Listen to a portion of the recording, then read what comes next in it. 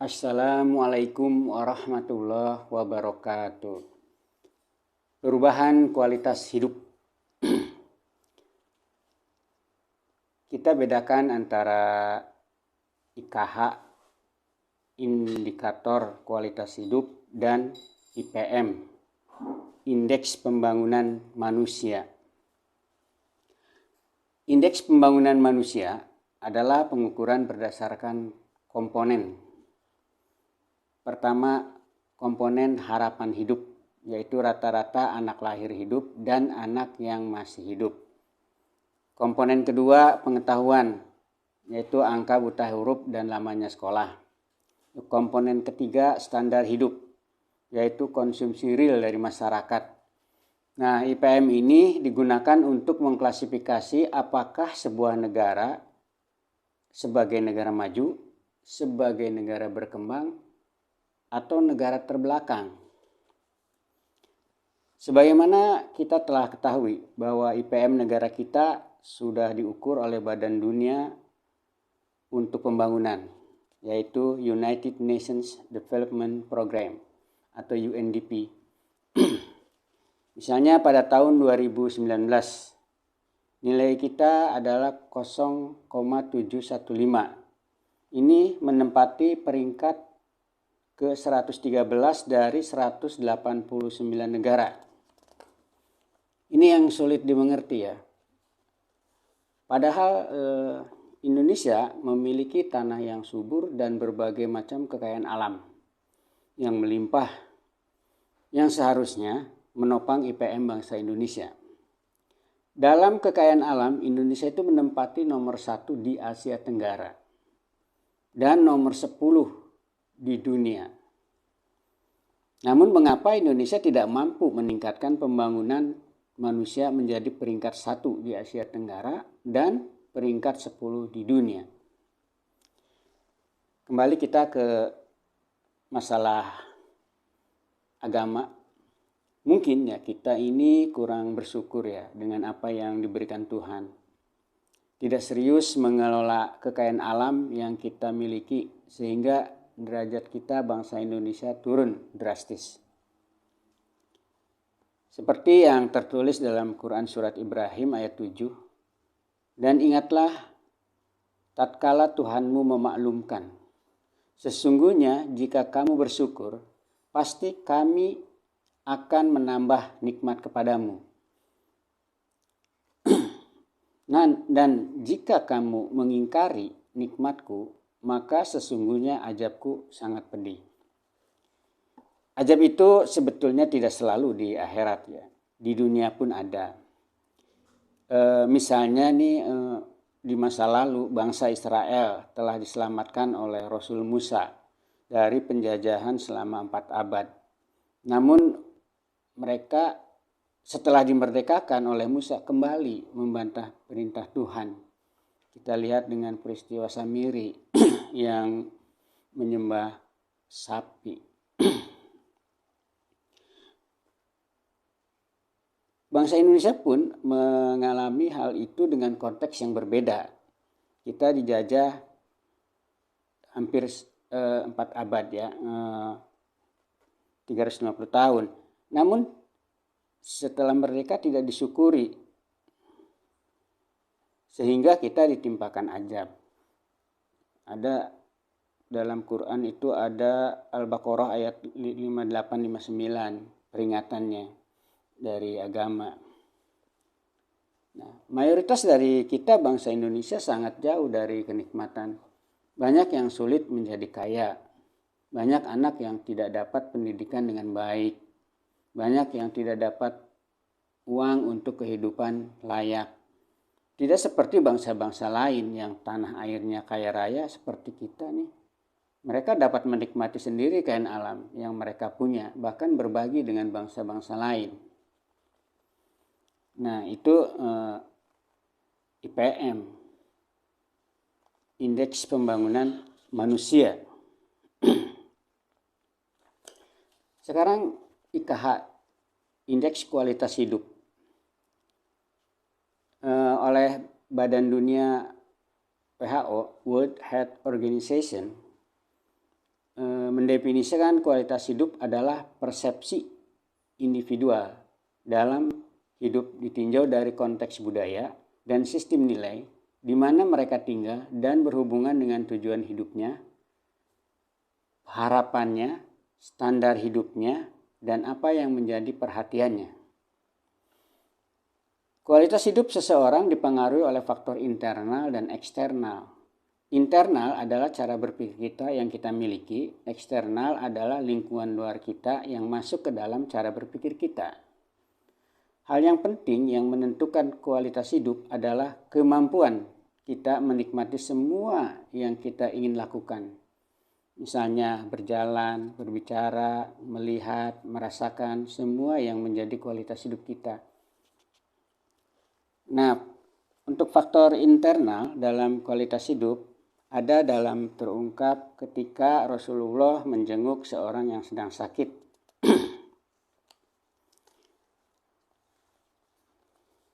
Di dalam sebuah hadis ditulis,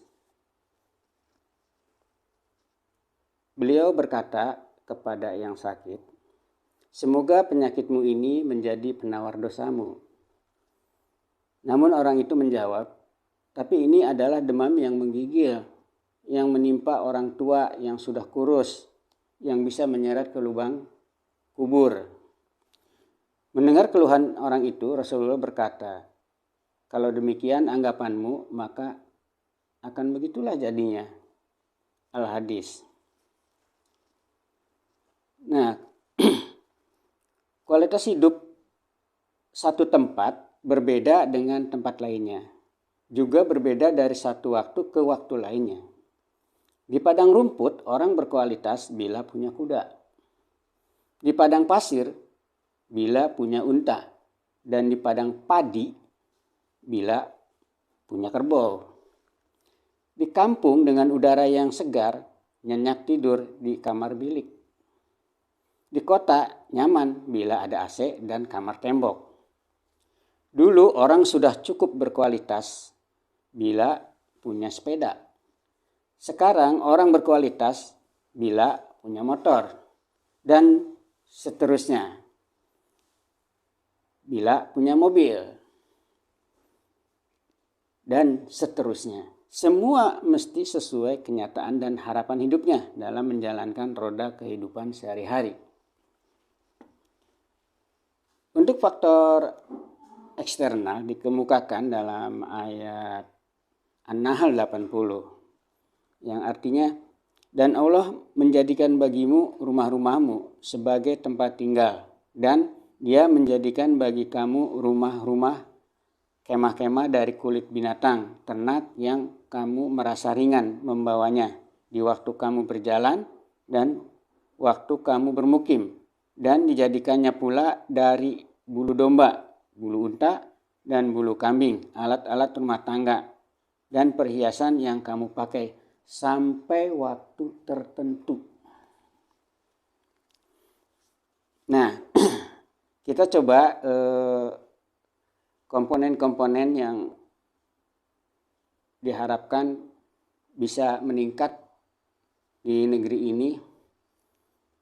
Komponen-komponen itu ada ditulis oleh seorang penulis bernama Daniel S. Hollar, ahli kebijakan dan administrasi publik. Judulnya adalah The Creation of Illustration of Quality of Life, a Conceptual Model for Examining Welfare Reform Impact. Menyebutkan ada indeks kualitas hidup itu ada 9. The first, health and access to health care. Second, employment and working conditions. Third, economic resources. Fourth, education and skills. Fifth, housing. Sixth, security of life and property. 7, family and social integration. 8, recreation and culture. 9, political resources. Kita lihat satu persatu yang ada di kita mengenai yang pertama, health and access to health care, kesehatan dan akses untuk pelayanan kesehatan. Contohnya adalah masyarakat kita kesulitan untuk berhubungan dengan ahli kesehatan, misalnya dokter umum atau dokter spesialis, karena jarak yang jauh. Hal ini dialami terutama oleh mereka yang tinggal di daerah terpencil. Bertemu dengan ahli kesehatan butuh waktu yang lama, sementara penanggulangan kegawatan harus segera dilakukan. Contoh lain, jika dirawat karena sakit parah, biaya perawatan sangat tinggi, hingga biaya perawatannya tidak terjangkau oleh masyarakat. Selain biaya untuk dokter, juga untuk penunjang kesehatan yang lain, misalnya laboratorium dan radiologi, obat-obatan yang harganya cukup mahal. Contoh lain, masyarakat tidak mampu mengenal penyakitnya sendiri, maka sering mengacuhkan penyakit yang dialaminya dan menganggap biasa saja. Maka aktivitas sehari-hari terganggu karena adanya gejala penyakit yang tidak terobati. Indeks yang kedua, employment and working conditions, karyawan dan kondisi pekerjaan. Masyarakat pegawai ingin beristirahat dengan tenang selesai bekerja, namun kenyataannya tidak dirasakan karena kebutuhan hidup yang mendesak, maka mereka di tempat lain juga. Akhirnya mereka selalu ingin punya kesempatan untuk meninggalkan pekerjaan selama jam kerja untuk urusan yang lain, untuk mendapatkan kebutuhan. Bila tidak mendapat izin untuk meninggalkan kerja, maka terpaksa berpura-pura sakit atau berbohong. Contoh lain, seseorang karena pengalaman kerja yang sedikit dan putus sekolah, maka mengalami kesulitan dalam mendapatkan pekerjaan. Sedangkan lapangan pekerjaan butuh orang-orang yang terampil dan profesional. Sempitnya peluang dan kesempatan kerja mengakibatkan banyaknya orang yang tidak dapat pekerjaan. Yang ketiga, economic resources, sumber-sumber pendapatan, sumber-sumber ekonomi. Besar kecilnya pendapatan mempengaruhi tercapainya kebutuhan hidup. Banyak yang diinginkan tapi tidak mampu dibeli. Sehingga mereka yang dipercaya menangani anggaran logistik instansi terkadang terpaksa markup atau memanipulasi harga-harga barang dan logistik instansinya.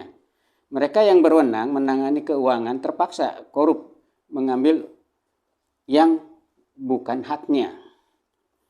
Contoh lain, karena sumber pendapatan yang kecil, maka kepemilikan masyarakat terhadap barang-barang atau peralatan masih kecil. Tinggal di rumah yang tidak nyaman, tidak punya tanah, dan hanya punya motor, itu pun kreditan. Tidak memiliki rumah tinggal yang nyaman, tanah yang luas, kendaraan yang memadai, dan lain-lain. Yang keempat, education and skills, pendidikan dan keterampilan. Contohnya adalah masih banyak masyarakat Indonesia dengan latar belakang pendidikan yang rendah sehingga tidak mampu untuk bekerja di suatu bidang yang mengharuskan bekerja sesuai dengan kemampuannya.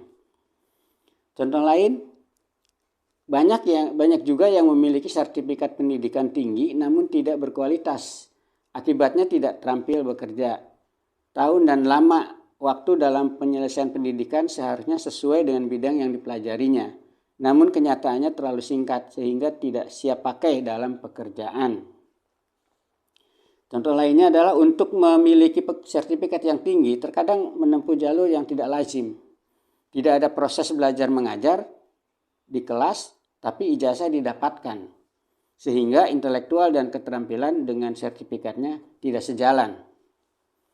Yang kelima adalah perumahan. Dalam satu rumah kecil mestinya ditempati oleh sedikit jumlah orang. Namun banyak orang dalam rumah itu terdapat kakek, nenek, anak, menantu, cucu, dan orang lain. Bahkan ada satu rumah yang terdiri beberapa keluarga. Kemudian jumlah orang yang menempati satu ruangan juga kurang memadai. Misalnya karena untuk mengirit biaya kos bersama-sama dalam satu ruangan. Kemudian ada juga rumah yang dihuni satu atau dua orang namun mirip kandang binatang. tidak layak dihuni manusia seperti terjadi di kota-kota besar. Yang keenam, security of life and property, rasa aman diri dan barang miliknya. Contohnya adalah masih tingginya tingkat pencurian terhadap barang pribadi, mengakibatkan rasa aman dalam menyimpan atau meletakkan barang terganggu.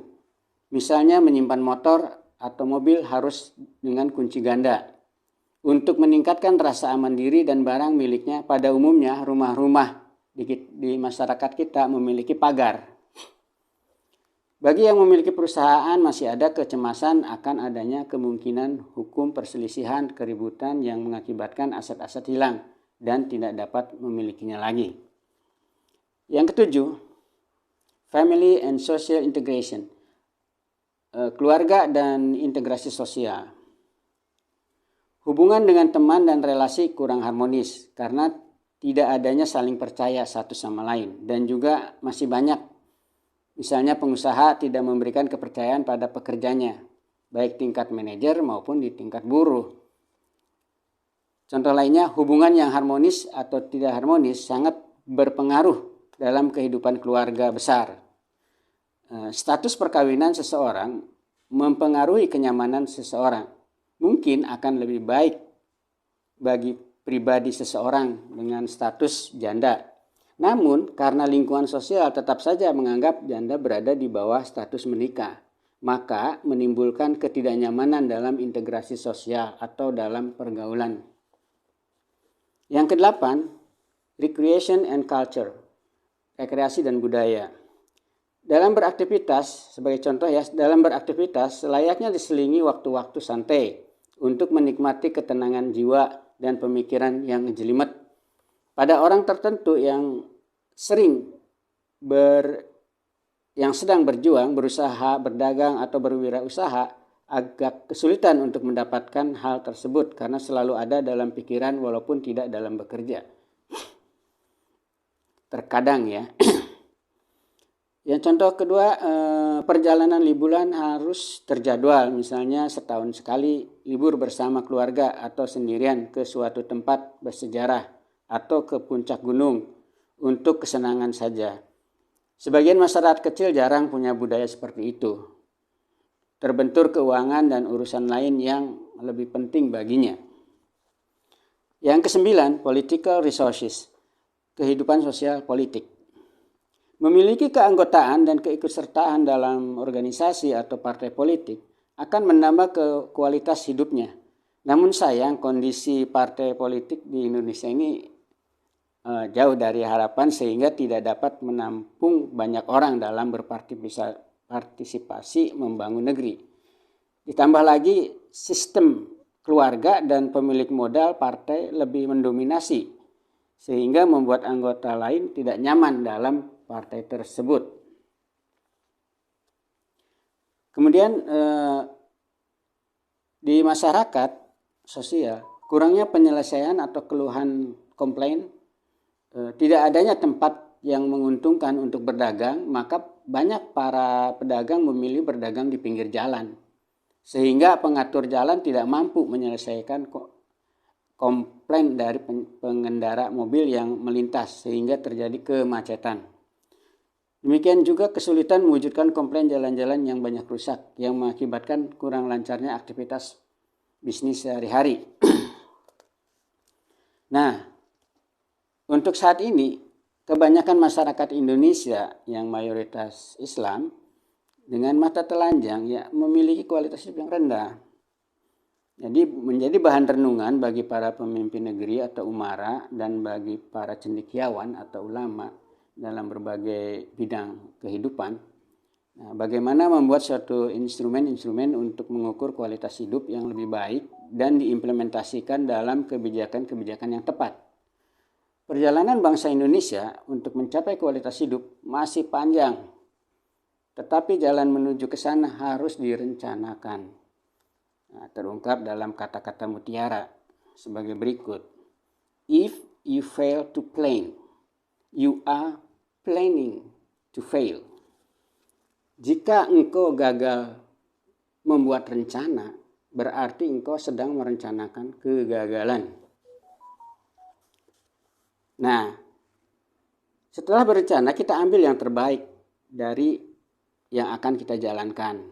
Ini ada dalam sebuah hadis diriwayatkan oleh Ibn Al-Mubarak. Jika engkau ingin mengerjakan sesuatu pekerjaan, maka pikirkanlah akibatnya. Maka jika perbuatan itu baik, ambillah. Dan jika perbuatan itu jelek, maka tinggalkanlah. Nah, maka segeralah mengambil langkah-langkah untuk meningkatkan kualitas hidup bangsa Indonesia ini. Jika tak punya langkah-langkah atau perjuangan, maka kesusahan bangsa ini akan tetap abadi. Allah mengingatkan bahwa tidak akan ada perubahan dari bangsa ini sampai kapanpun, kecuali bangsa ini mau merubah nasibnya sendiri. Tertulis dalam surat Ar-Ra'd ayat 11 yang artinya, sesungguhnya Allah tidak akan mengubah nasib suatu kaum kecuali kaum itu sendiri yang mengubah apa yang ada pada diri mereka. Nah, pada zaman Nabi Muhammad berjuang keras untuk meningkatkan kualitas hidup dengan konteks yang berbeda ya, tentunya dengan bangsa Indonesia. Ya, Nabi Muhammad menyadari bahwa untuk mengadakan perubahan, mencapai kualitas hidup yang lebih baik, bukan suatu hal yang mudah bagi bangsanya. Karena diperlukan energi tambahan dan pemikiran yang jernih. Kadang kita menghindari hal-hal yang baru, yang lebih baik, karena sudah biasa dengan hal-hal yang lama yang menyenangkan. Ditambah lagi godaan setan nih, yang selalu menarik kita ke arah yang lebih buruk. Belum lagi yang lainnya menghadapi orang-orang yang tidak mau berubah. Yang waktu itu bukan hanya dari kalangan orang munafik ya, tapi juga dari kalangan Yahudi dan Nasrani. Yang mereka punya agama tapi bodoh. Mereka selalu berprasangka buruk dan menghasut Nabi Muhammad. Maka itu beliau memotivasi umatnya untuk berjuang dan mohon pertolongan pada Allah Subhanahu wa taala. Jadi halangannya pada orang munafik itu orang yang sudah Islam tapi tidak mau berubah. Kemudian orang-orang yang Nasrani yang waktu itu masih ketinggalan, juga orang Yahudi saat itu ya. Nah, maka itu Nabi Muhammad berpidatolah berapi-api, kemudian memotivasi umatnya. Sebagaimana ditulis dalam sebuah hadis dari Anas bin Malik, beliau berkata, Rasulullah bersabda, "Ya Allah, sesungguhnya aku berlindung kepadamu dari kelemahan, kemalasan, sifat pengecut, pikun, bakhil. Dan aku berlindung kepadamu ya Allah dari azab dunia dan fitnah hidup dan mati." Hadis riwayat Muslim. Wassalamualaikum warahmatullahi wabarakatuh.